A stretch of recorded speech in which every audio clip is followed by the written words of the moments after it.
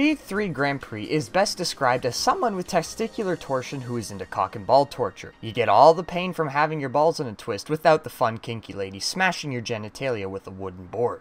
The lady in question would be a euphemism for anything fun about this game. From the stunning graphics to the impressive 18 frames per second, this game had me on the edge of my seat. Not because this game was providing an immersive experience that I would go on to tell my great-grandchildren about. No, it was more of the fact that my body was rejecting this game and I was slowly trying to leave the room. Before going more in depth on this thrilling title, allow me to share some more information on the game series itself, and the AAA company who published this.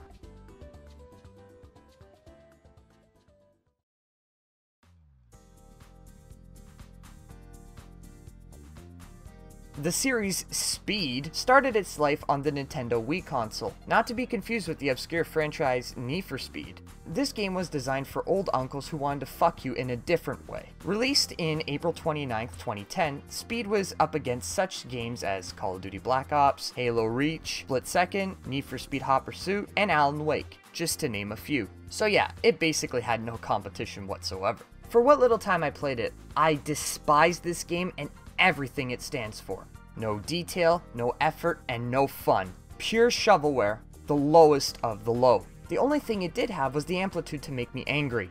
So let's move on to Speed 2, and, where is it? Oh, here it is. Oh, but that's not the correct region. Here we go. Nope. Ah, fine, nope.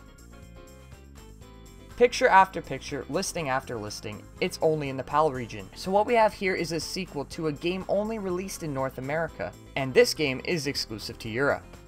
Fine. After some digging, I found out a way to play Speed 2. Man, I'm so hyped, this is gonna be great! A sequel to one of the best racing games ever made! Oh man, oh man, oh man! Wait. Did I pick the right game? Let's reset. Yeah, I got it right. It says Speed 2 right here. Right in the middle of the screen, right here. Speed 2 the game. Speed 2, yes, the sequel to Speed on the Nintendo Wii console. But everything is the same once you get past the title screen. It's just Speed. Oh, I get it. It's like when they remastered Need for Speed Hot Pursuit. Change the title and boom, we rockin'. What a fucking joke. So moving on, let's talk about the developers, Team 6. The robotic AI who makes these games. Hold the fuck up. They've been around for 20 years. 20 years. That's like 30 years too long. In 2002, they made Taxi Challenge Berlin. In 2003, they made Taxi Racer Hong Kong 2. Where's the first one? They also made Taxi Racer New York 2. Again, where's the first one? Let's skip forward a bit. In 2010, we see the debut of Speed. Big City Racer, Flat Out. Flat Out? For the Wii. Also, how the fuck did they get the rights to this franchise? Like, it's the only name that really stands out there. Oh shit, sorry, how could I forget? Calvin's Trucker Redneck Farm Animal Racing Tournament. My apologies. And I call myself a gamer. Next up we have Glacier 3, The Meltdown. I think I'm having a meltdown right now. Battle Metal Street Riot Control. No idea. Big City Racer. And the last game, and my personal favorite, Heavy the Cancelled. That's right, they didn't even have a full name for it, but they knew it would start with Heavy. I have never seen a game that was cancelled with only half the name. I mean, this makes Project Triangle sound brilliant. Just 1 year later, and we get some new releases, and only one of them stood out to me. Flat Out 3 Chaos and Destruction. They made this garbage. I mean, I'm not surprised. If you are unaware, Flat Out 3 is one of the worst rated games on Steam. One of the few games I've only seen with an overwhelmingly negative review. Out of 2,679 reviews, 2,286 of those are negative. And a lot of the positive reviews are just memes about how bad this game is. Now you might be asking yourself, isn't this a review for Speed 3 Grand Prix? I have basically talked about everything else except Speed 3. And there are two reasons for this. One, I'm stalling. And B, to understand the game, you must become one with the game. Let the energies flow through you and guide you on your way to prosperity so you can have the knowledge to understand. Speed 3 Grand Prix. Enough of that. Let's jump back to Team 6. Their parent company is Lion Castle Entertainment, which owns a crap ton of other companies. Also, you will notice that Lion Castle Entertainment is also a developer of Speed 3 Grand Prix alongside GS2 Games. I contacted GS2 Games about their premium products, but they never answered me. So there you have it. Now that we have become one with the game, we can start playing the game. This is Speed 3 Grand Prix.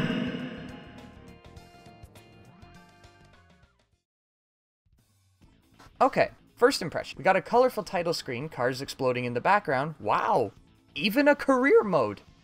This is what I'm talking about. Maybe they actually tried this time. We even see they have their own made-up teams with their own logos. Long gone are the days of Team Sun, Team Water, Team Shitstain. No! Now we have proper names. And this is where the positivity stops. Let's start with the controls.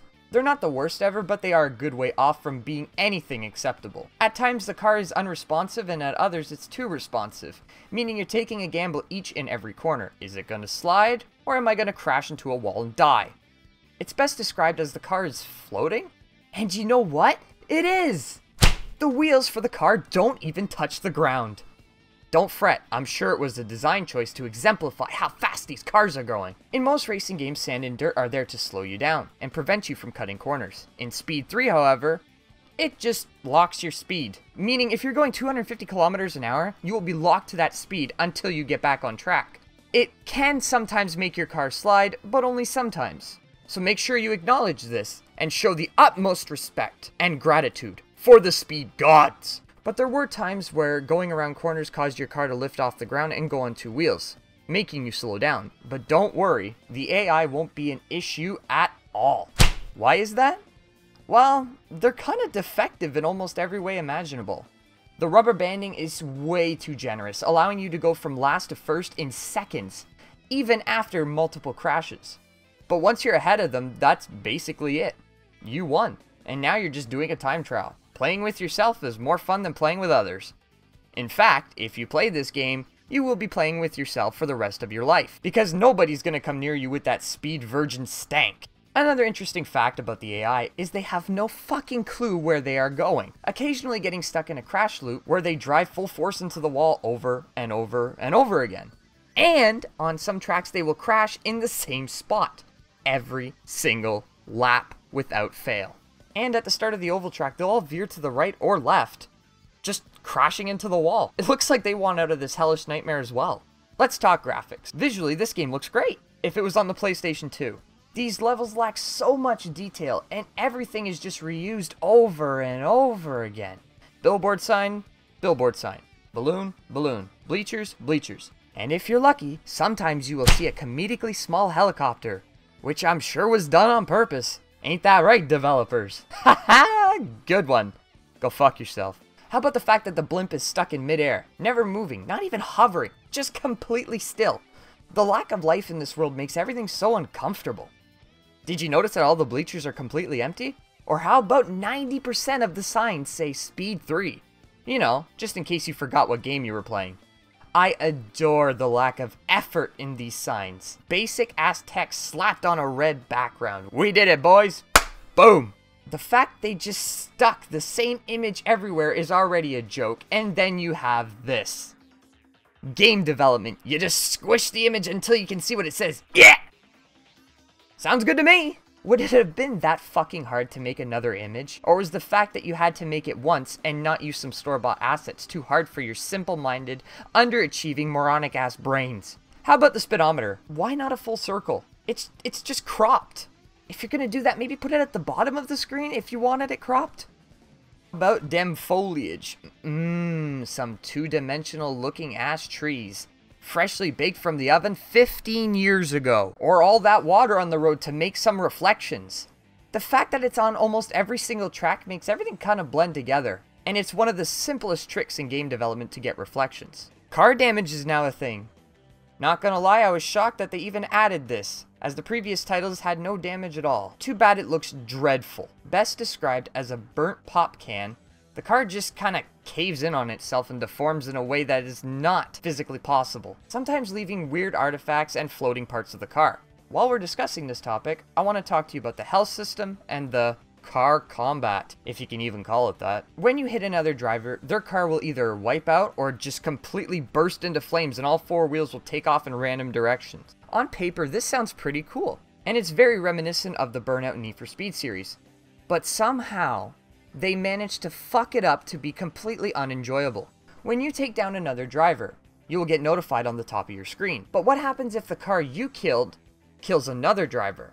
Well, you get points for that too. Is it a weird design choice, or just absolutely broken?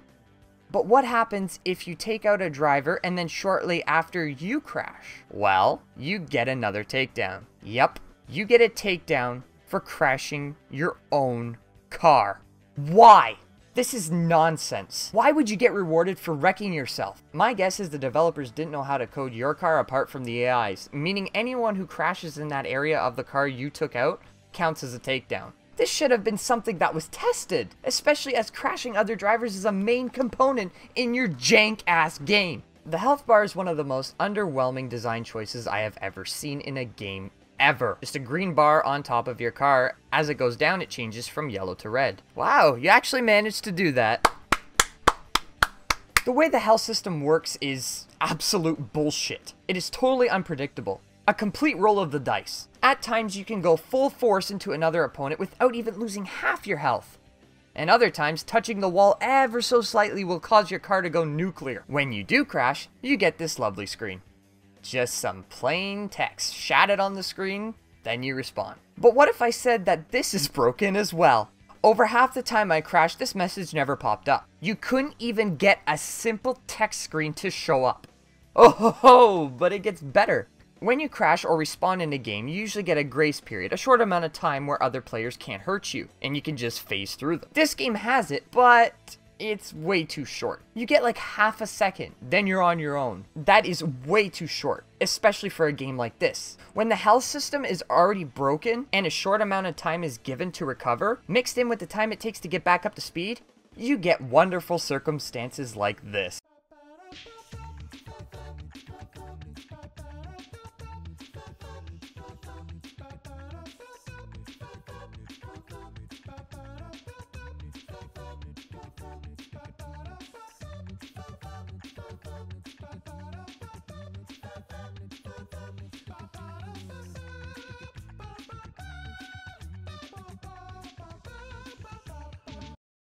I'm trying to move out of the way, but every time I try to speed up, I get my ass packed and sent into the wall. I went from first to last because of this, but don't worry, due to the broken AI, I was easily able to get back to first in mere seconds. A fun fact I did notice though, is that when you crash, and the you crash screen shows up, your grace period is actually longer. Why is that? This game follows no agenda. It does what it wants when it wants. There are so many things that don't make any sense. For example, why is there checkpoints if there's no time limit? If you crash, you don't spawn at the checkpoint, you spawn where you were wrecked. The tracks have no shortcuts or ways that you could cheat as the roads are completely enclosed. So this is just a useless game mechanic. What about the camera shift after you complete the first championship? It only does it once and it never goes back to the old perspective. Did the entire building shift when I was out racing? Now, let's talk about load times. Every time you want to race, you're left with this lovely splash screen, which is the same as the title screen. Gets a little boring after a while, but it takes 27 seconds every time this game loads. That's an average, by the way. Sometimes it takes 30, sometimes it takes like 20 for each event. What the fuck are you loading? I was just on this track 2 seconds ago. Are you crypto mining my console during these load times? Games with twice as much, no. 3 times as much detail load 10 times faster than this. The game is nothing special, but I'm beginning to think that the people behind this project are. So let's address the biggest issue with the game, the length. This game is not short. 4 hours in without losing one race and I was only 75% complete. Why is this a bad thing, you ask? Well, the game is bloated. more bloated than a dead whale that has been on the beach for over 10 years. You see, Speed 3 only has 6 different tracks: United Kingdom, United States, Germany, Russia, Japan, and Super Speedway. Ah, yes. My favorite country, Super Speedway. After you complete these 6 tracks, that's it. And you play all of them in the first championship. So what did they do for the second championship? They added a 2-lap qualifying session, without informing the player that this is a different event before the main event. But the thing is, it's not a different event. They are literally the same event, just less laps. So basically you do every track twice, one after the other. That's a total of 12 races of the same tracks you already raced on. They didn't even bother changing the order of which these events take place. So after the second championship, what's next? Well, looking at the game's stats, I found out that each championship only gives you 25% completion. So that means there are 4 championships. So if the second one is just padding with double the amount of the same tracks, what's the third championship like? How about what you just did in the second championship, but reverse? Ho ho ho, lucky fucking me. So I want you to take a guess what the 4th championship would be. If the second and third one were complete and utter bullshit, it can't get any worse, right?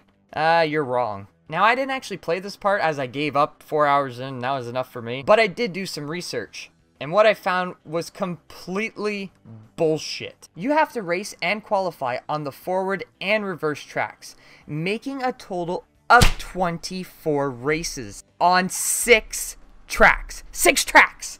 This has to be the worst form of padding and grinding I have ever seen. Take that, Marvel's Avengers. A good portion of the game's review is how it runs. Despite the name Speed, this game runs bad, at times getting in the low teens for frame rate. The only reason it runs good is because there's no one else around me. At the start of every event, when all the cars go into orgy mode, the game just tanks, stutters, and slows to a crawl.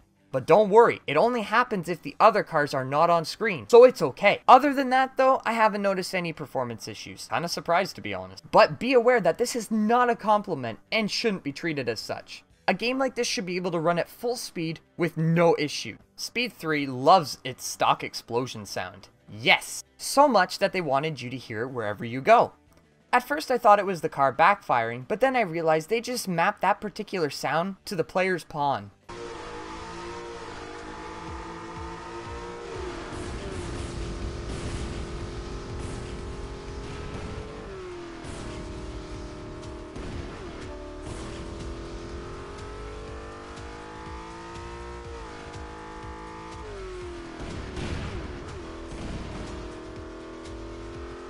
So when an AI crashes, that sound is played no matter where they are on the map. Speaking of sound, how about dem rockin' beats, boy? Some of the most generic music I have ever heard. I'm 90% sure these are just simple, free song loops. Have a listen for yourself.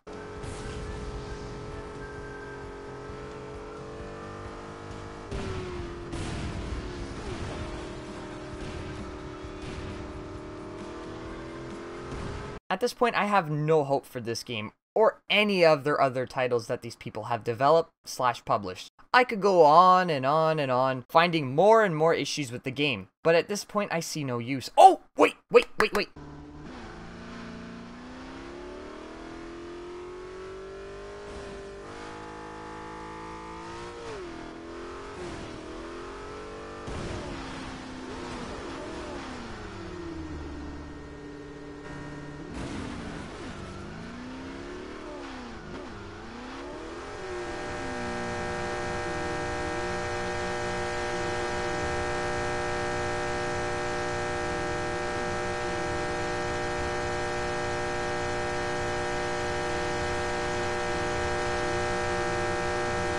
Do you want to know why I was so harsh on this game? Because this game is $40. $40 fucking dollars. Do you know what games you can get for that price? Horizon Zero Dawn, Gran Turismo Sport, Uncharted 4, the Uncharted Collection, Drive Club, Grid, Burnout Paradise Remastered. These are just a few of the games you can get for that price. Some of these games are even half the price of what they're asking for this game, meaning you could get 2 of them for the price of this dog pile of shit. The fact that this game even exists hurts me, let alone the outrageous price. If they would have added more cars, more tracks, and polished the game, I would have had no issue at all paying that price. I paid $10 for this game at a pawn shop, and I say I still paid too much. This is an insult to the genre, the platform, and the entire entertainment industry in general. I give this game a 0 out of 10. Avoid this game as if your life depends on it.